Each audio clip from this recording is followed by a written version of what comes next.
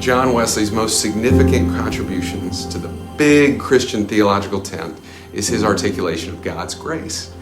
John Wesley defined grace like this: grace is God's bounty or favor, his free, undeserved favor, man having no claim to the least of his mercies. It was free grace that formed man of the dust of the ground and breathed into him a living soul and stamped on that soul the image of God and put all things under his feet. For there is nothing we are or have or do which can deserve the least thing at God's hand. John Wesley described grace in three movements primarily.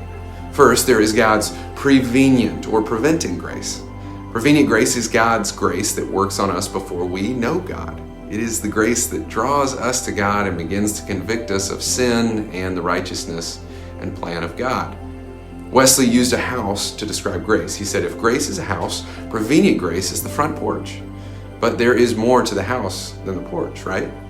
This is when we get to justifying or saving grace. Prevenient grace has helped us to arrive on the front porch of the house, but we still have a choice to walk through the door or not. You see, when we choose Jesus and walk through that door, justifying grace comes over us and God cleanses us of sin. God makes us new. We are born again.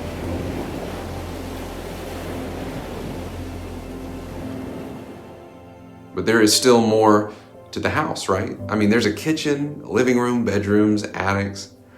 After God gifts us with justifying grace, we then experience sanctification or sanctifying grace. God continues to work within us as we grow and become more and more like Jesus. God invites us to explore the house, to get in, to know the ins and outs. One of my favorite Wesleyan scholars wrote a book at one point called Responsible Grace, and I think it is a fantastic term for how Wesleyans do theology and think of God. Of course, there is grace, prevenient, justifying, and sanctifying, that God works in and around us to make us more whole and more like Him. But there is a response asked of us. We have free will. You see, we're not simply to receive grace, rather, that grace implores us for a response. Bishop Kenneth Carter says that wherever God is present, there is grace.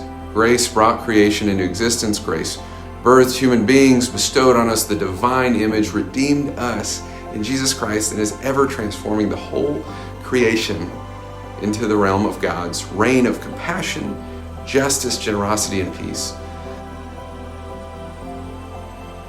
So may you receive God's grace, and may you respond to it as well.